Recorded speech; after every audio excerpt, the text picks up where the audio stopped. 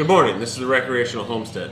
We're boxing up some American Bresse chicks here to get out into the mail today to some of our customers. We use these leg bands to mark each and every chick that goes out. Right now we're using black, white, and green leg bands to mark each chick before they go out in the mail.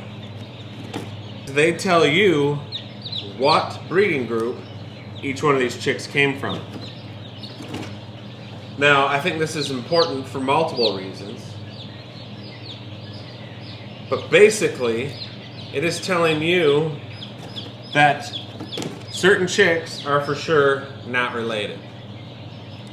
So how we work our breeding program, it's a spiral mating system. So the males from the black group every year, the new males will enter into the white group. And the males from the white group will enter into the green group. And the males from the green group go to the black group.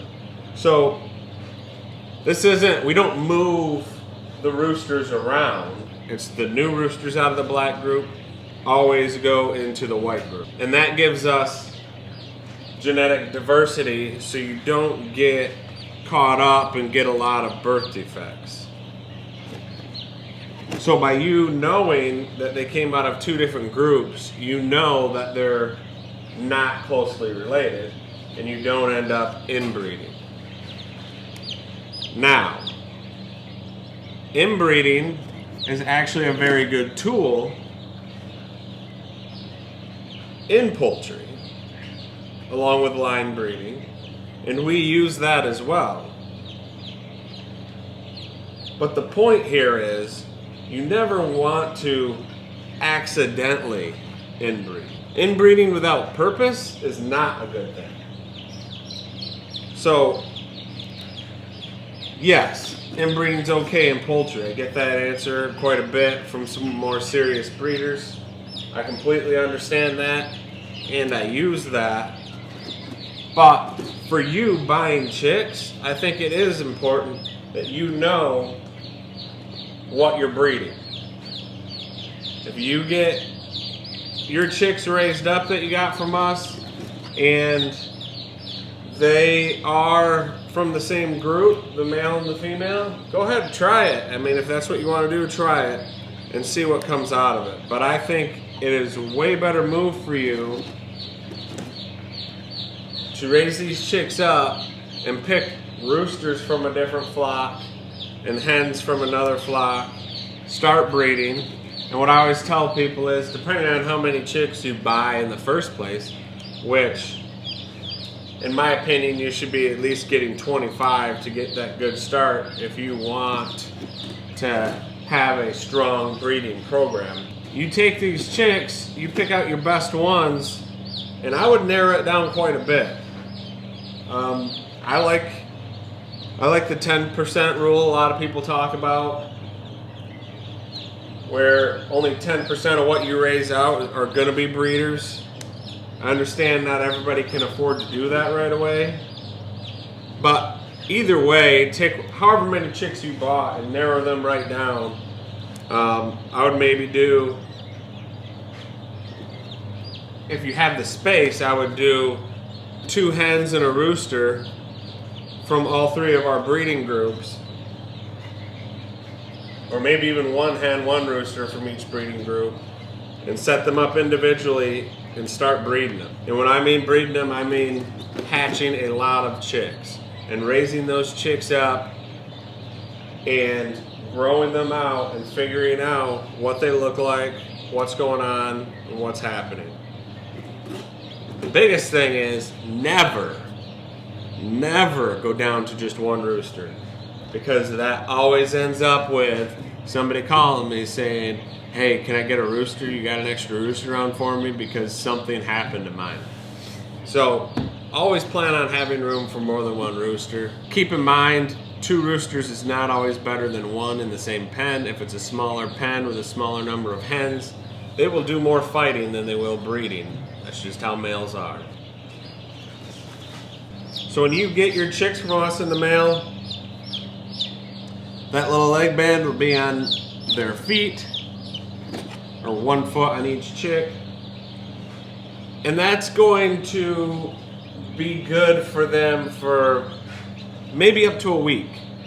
I would say you need to be looking at them every day. We went to the size that's a little tighter because I had them falling off originally, and I wanted to make sure that that didn't happen. So these are good until they're tight, basically. And at that point, you need to cut them off. Whether you come up with your own identification, so that way you can keep track of it, which I strongly suggest, or you say, I don't need that information, and you just cut it off. That's up to you. Some people like to just take them off and raise them separately, and that's totally fine. Some people like hole punches or toe punches, and I was doing toe punches, and I had a lot of them heal up. So I don't know if I suggest that much anymore. I do like the wing bands. That's a nice permanent identification, and they seem to do very well with that. What I wouldn't do is get these chicks in the mail and worry about these leg bands in the first day or two.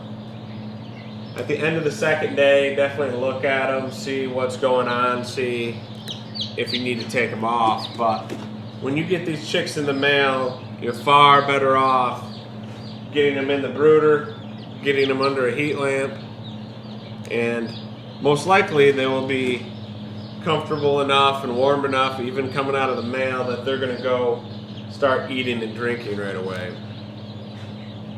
Don't sit here taking these chicks out of the box and trying to get these leg bands off when you get them in from the mail.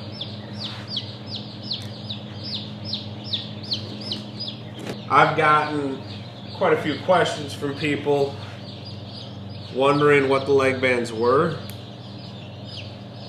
I've explained them in a fair amount of videos, but I thought, get back in there, little buddy. But I thought, let's make a video specifically on these leg bands. I definitely think we're giving you a leg up by supplying you with this. There's not any other hatchery that I know of that is letting you know exactly what breeding group each chick came from. So I think this puts you at a huge advantage and a leg up when starting your American Bresse breeding.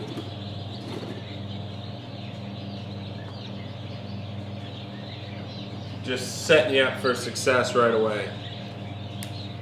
So like I said, this allows you to know that those chicks are not related, and you can start out by not inbreeding. Inbreeding is a great tool, but should be used as a tool and then moved far away from it. Because inbreeding will produce defects, and you have to wean through those defects. But it is a great tool to get a consistent flock, and you can get a very consistent flock by using inbreeding and line breeding.